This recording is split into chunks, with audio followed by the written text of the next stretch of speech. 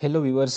आज हम बड़ा एक इम्पॉर्टेंट टॉपिक डिस्कस कर रहे हैं, functions in C plus plus. हम इस लेक्चर्स के functions in C plus plus topic के तकरीबन 3 से 4 वीडियो लेक्चर हम रिकॉर्ड करेंगे, क्योंकि फंक्शंस बहुत इंपॉर्टेंट टॉपिक है सी प्लस प्लस के अंदर। फंक्शंस होता क्या है बेसिकली, और इसको हम कहाँ कहाँ पे इस्तेमाल करते हैं, रियल लाइफ में फंक्शंस कहाँ कहाँ पे इस्तेमाल होता है।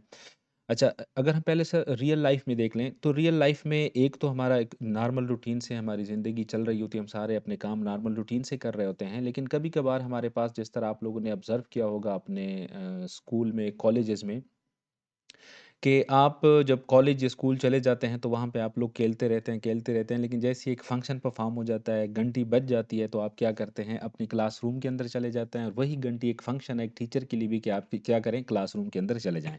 सिमिलरली अब वो क्लास ले रहा है, आप लोग क्लास में बैठे सुन रहे हैं, नोट कर रहे हैं, लेकिन जैसे ही आधे घंटे बाद या 1 घंटे के बाद घंटी बज जाती है, तो आप लोग एक फंक्शन, दोबारा एक फंक्शन कॉल हुआ, एक फंक्शन अक्कर हुआ, एक इवेंट अक्कर हुआ, तो आप लोग क्या कर लेते हैं, क्लास से बाहर चले जाते हैं और टीचर भी क्लास से बाहर चला जाता है। सिमिलरली आप लोग देख लें, आप लोग रात को सो जाते हैं। अब सुबह एक इवेंट अकर हो जाता है, रोशनी रोशनी फैल जाती है, रोशनी आ जाती है, एक इवेंट, एक फंक्शन कॉल हो जाता है, तो आप क्या कर लेते हैं, आपकी जो नॉर्मल रूटीन है सोने वाली, वो डिस्टर्ब हो जाती है, और आप क्या कर लेते हैं, उठ के अपने बाकी रूटीन पे, मीन्स कोई और काम करना शुरू कर देते हैं, सोने वाला काम छोड़ देते हैं और फिर बाकी रूटीन पे चले जाते हैं। सिमिलरली आप नॉर्मल रूटीन में अपनी गाड़ी या अपनी बाइक किसी से ठीक करवाते हैं, सर्विस करवाते हैं, आप मोटरसाइकिल उसके पास लेके चले जाते हैं, अपनी गाड़ी उसके पास लेके चले जाते हैं और वर्कशॉप में खड़ी कर लेते हैं। अब मैकेनिक को पता है कि मैंने इसके अंदर क्या क्या काम करना है, अब वो नॉर्मल रूटीन के अंदर काम कर रहा है, लेकिन आप उससे क्या कहते हैं, अचानक एक इवेंट जनरेट कर लेते हैं, एक फंक्शन कॉल कर लेते हैं, एक एक्स्ट्रा काम उसे दे देते हैं, यार उसके ब्रेक में, उसके क्लच में या उसके फ्लैप पिस्टन में कोई प्रॉब्लम है, इसको भी ज़रा चेक कर लें। मीन्स अब वो अब रूटीन के अंदर काम कर रहा था, लेकिन आपने उससे कहा कि ये रूटीन काम के साथ साथ आप ये काम भी करके देख लें। सिमिलरली बहुत सारे नॉर्मल रूटीन के अंदर, डेली लाइफ के अंदर आपके काम हैं, जब आप रूटीन से कर रहे होते हैं, लेकिन जैसे ही कोई स्पेसिफिक इवेंट अक्कर हो जाता है, तो आप क्या कर लेते हैं, नॉर्मल रूटीन आपकी डिस्टर्ब हो जाती है और आप किसी और जगह पे चले जाते हैं। सेम कॉन्सेप्ट हमारे पास प्रोग्रामिंग के अंदर भी है। आपने 2000 लाइन का, 1000 लाइन का कोड लिखा। अब एक तो उस कोड को समझना, उसको अंडरस्टैंड करना थोड़ा सा मसला बन जाएगा।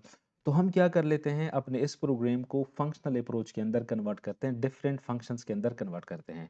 आपके प्रोग्राम में फॉर एग्जांपल अगर कोई 10 लाइन ऑफ कोड है और वो एक स्पेसिफिक टास्क परफॉर्म कर रहा है, तो हम क्या कर लेते हैं, उस 10 लाइंस को हम किसी फंक्शन के अंदर रख लेते हैं। और जब कभी हमें उन फंक्शंस या उन लाइंस को या उस कोड को एग्जीक्यूट करने की ज़रूरत होगी, तो हम क्या करेंगे, सिर्फ उसको जिस ब्लॉक के अंदर हमने बंद किया हुआ है, उस ब्लॉक को हमने एक नाम दिया हुआ है, उस ब्लॉक को हम एग्जीक्यूट करेंगे, कॉल करेंगे, तो वो हमारे पास क्या हो जाएगा, कॉल हो जाएगा। सो फंक्शंस प्रोग्राम, किसी भी प्रोग्रामिंग लैंग्वेज के अंदर बड़े इंपॉर्टेंट होते हैं। तो इसी वजह से फंक्शंस को कवर करने के लिए हम 3 से 4 वीडियो लेक्चर रिकॉर्ड करेंगे। आप लोगों से ये रिक्वेस्ट है कि अगर आप लोगों ने हैंड्स ऑन स्किल्स फंक्शंस के बारे में सीखने हैं, या आप चाहते हैं कि आप फंक्शंस के एक्सपर्ट बन जाएं, तो आप स्टार्ट से ये सारी वीडियो सुने। और फिर यहाँ पे जो कोड है, वो कोड भी मैं आप लोगों को प्रोवाइड कर दूंगा कमेंट सेक्शन के अंदर। आप लोगों का अगर कोई भी क्वेश्चंस हो फंक्शंस के बारे में, then let me know in comment section, I will explain on my next video lecture. So now start. So ये मेरे पास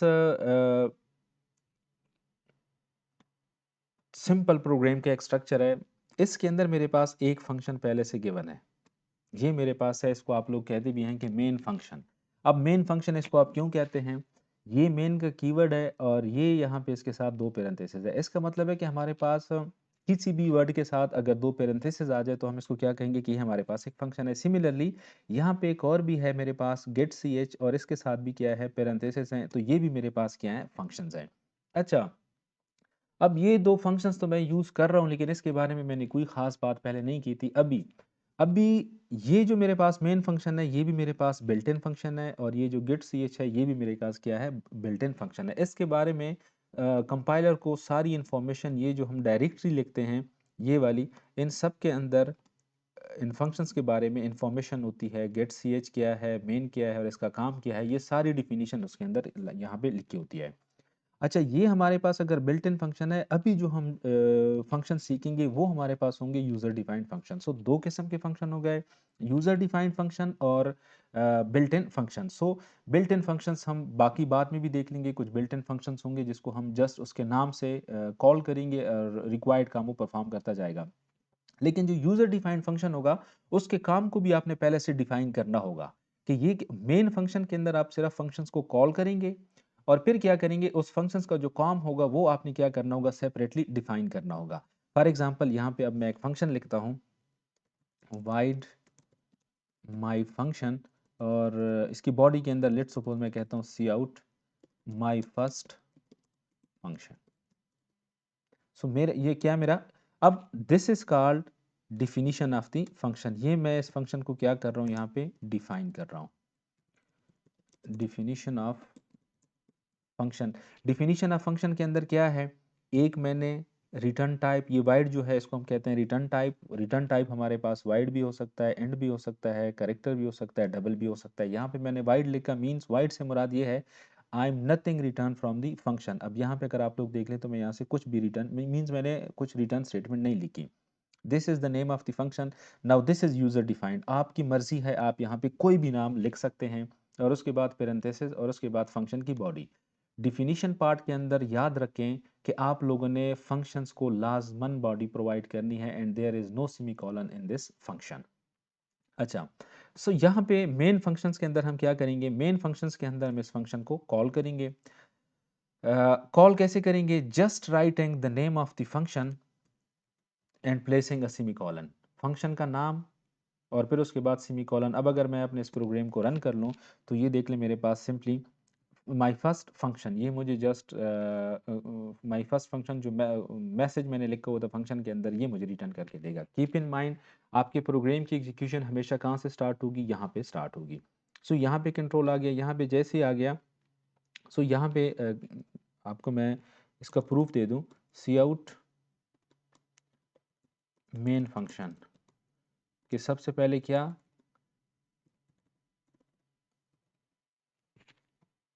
अब कंट्रोल सबसे पहले आ जाएगा मेन फंक्शन के अंदर, तो वो सबसे पहले इस लाइन को प्रिंट कर देगा, सी आउट मेन फंक्शन, ये लाइन प्रिंट हो जाएगी। फिर उसके बाद माई फंक्शन, मैं एक फंक्शन कॉल कर लेता हूँ, कंट्रोल यहाँ से चला जाएगा, कहाँ पे आ जाएगा, इस फंक्शन के अंदर आ जाएगा। इस फंक्शन के अंदर ये जो लाइन है प्रिंट हो जाएगी, माई फर्स्ट फंक्शन। और फिर जैसे ही यहाँ पे कंट्रोल इस एंडिंग ब्रेसेस के पास आएगा तो कंट्रोल यहाँ से बैक होके मेन फंक्शन के पास आएगा। अच्छा, अब इस प्रोग्राम को अगर मैं रन कर लूँ तो मेन फंक्शन, पहले मेन फंक्शन प्रिंट हुआ आपके पास, क्योंकि कंट्रोल सबसे पहले मेन के अंदर आ जाता है। और मेन फंक्शंस के बाद जैसे ही मैंने फंक्शन कॉल किया my first function, first function के नाम पे या माई फंक्शन को मैंने कॉल किया तो वहाँ पे जो स्टेटमेंट लिखी हुई थी माई फर्स्ट फंक्शन, वो सिंपली क्या हुआ, हमारे सामने डिस्प्ले हुआ। अच्छा, अब जब यहाँ पे मैं कहता हूँ कि कंट्रोल मेरे पास दोबारा मेन फंक्शन के अंदर आ जाता है, उस बात को मैं प्रूफ करने के लिए यहाँ पे just I am writing a statement back to main function. Now let's see, इस प्रोग्राम को अब अगर मैं रन कर लूँ तो पहले मेरे पास क्या प्रिंट होगा, मेन फंक्शन के अंदर जैसे ही कंट्रोल मेरे पास आ गया, okay let me and line, क्या होगा, कंट्रोल मेरे पास मेन फंक्शन के अंदर आएगा तो वो मेरे पास सबसे पहले ये प्रिंट करेगा मेन फंक्शन, और उसके बाद मैं कंट्रोल यहाँ पे आ जाता है माई फंक्शन, उसके बाद माई फंक्शन कॉल हो जाता है और कंट्रोल यहाँ पे आ जाता है। यहाँ पे इसके अंदर बॉडी के अंदर आके सी आउट माई फर्स्ट फंक्शन ये प्रिंट कर लेगा, और जैसे ही यहाँ पे ये करली ब्रेसेस आ जाएगा कंट्रोल दोबारा आ जाएगा जहाँ से कंट्रोल गया हुआ था माई फंक्शन, और उसके बाद नेक्स्ट लाइन पे C out back to main function, और थर्ड लाइन हमारे पास जो प्रिंट होगी back to main function. So इस प्रोग्राम को अगर मैं रन कर लूँ तो मेन फंक्शन सबसे पहले मेन फंक्शन के अंदर जो फर्स्ट लाइन थी वो प्रिंट हुआ, और उसके बाद my first function, function my function जो मैंने डिफाइन किया हुआ था वहाँ पे कंट्रोल चला गया, और फिर उसको एग्जीक्यूट करने के बाद कंट्रोल कहाँ पे आ गया, मेन फंक्शन के अंदर दोबारा आ गया। अच्छा, एक चीज़ जो आप लोगों ने नोट करनी है कि अगर यहाँ पे आप लोग सेमीकोलन लगा लेते हैं तो यहाँ पे आप देख लें कि मेरे पास कंपाइलर मुझे यहाँ पे एरर जनरेट करके देगा। ये एरर है एक्सपेक्टेड अ डिक्लेरेशन। क्या मतलब, जो गलती है वो मुझे यहाँ पे दे रहा है कि कि मैं जब यहाँ पे ये कर लेता हूँ, फंक्शन कॉल कर लेता हूँ, अब फंक्शंस के लिए डिक्लेरेशन नहीं है, डिक्लेरेशन नहीं है, फंक्शंस प्रॉपरली डिक्लेयर्ड नहीं है, क्योंकि यहाँ पे मैंने फंक्शन क्या कर लिया, सेमीकोलन के थ्रू टर्मिनेट कर दिया और यहाँ पे इसकी बॉडी जो है ये ऑलमोस्ट ख़त्म हो गई। तो सिंपली जब आप फंक्शंस को बॉडी प्रोवाइड करते हैं तो उसके बाद फंक्शन के नेम के बाद आपने सेमीकोलन यहाँ पे नहीं लगाना, अदरवाइज आपका फंक्शन यहाँ पे ख़त्म हो जाएगा एंड सो ऑन। अच्छा, अब एक चीज़ और, क्या ज़रूरी है कि मैं मेन फंक्शन के ऊपर ही फंक्शन डिफाइन करूँगा? इसको अगर मैं यहाँ पे यहाँ से ले आऊँ मेन फंक्शन के नीचे लिख लूँ नाउ। अच्छा, अब अगर मैं इस प्रोग्राम को रन कर लूँ, माई फंक्शन अगेन मेरे पास तीनों पार्ट्स डिस्प्ले हो रहे हैं। मैं यहाँ पे देख लूँ, अच्छा अब यहाँ पे सॉरी, ये जो आउटपुट आ रहा था ये मेरे पास प्रोग्राम का आउटपुट नहीं था, प्रीवियस आउटपुट था। मेरे प्रोग्राम के अंदर एक एरर है, एक एरर मेरे पास ये है कि माई फंक्शन आइडेंटिफायर नॉट फाउंड। वो कह रहा है कि आप यहाँ पे जो फंक्शन कॉल कर रहे हैं इस फंक्शन के लिए कोई आइडेंटिफायर नहीं है, कोई आइडेंटिफायर नहीं है। सो अब यहाँ पे मैं क्या करूँगा, मैं इस फंक्शंस का जो तीसरा पार्ट होगा वो मैं जब यहाँ पे डिफाइन कर लूँगा, तीसरा पार्ट क्या है, माई फंक्शन और सेमीकोलन। अब ये देख लें मेरे पास जो एरर होगा, सॉरी इसको अगर मैं रन कर लूँ, अब जो मेरे पास देख लें मेरे पास अब कोई एरर प्रोग्राम के अंदर नहीं है। तो अब ये मैंने क्या कर दिया, आइडेंटिफायर को प्रोवाइड कर लिया। इस पार्ट को मैं कहता हूँ function declaration. So in short जब भी हम फंक्शंस की बात करेंगे, फंक्शंस के हमारे पास तीन पार्ट्स होते हैं। एक हमारे पास होगा फंक्शन डिक्लेरेशन पार्ट, एक हमारे पास होगा फंक्शन डिफिनीशन पार्ट और एक हमारे पास होगा फंक्शन कॉलिंग पार्ट। सो अगर यहाँ पे हम देख लें, अपने प्रोग्राम के अंदर हम देख लें, तो जो मेरे पास मेन फंक्शन से ऊपर मैंने लिखा वो मेरे पास है फंक्शन डिक्लेरेशन, और मेन फंक्शन के अंदर जो मैंने लिखा this is called function call,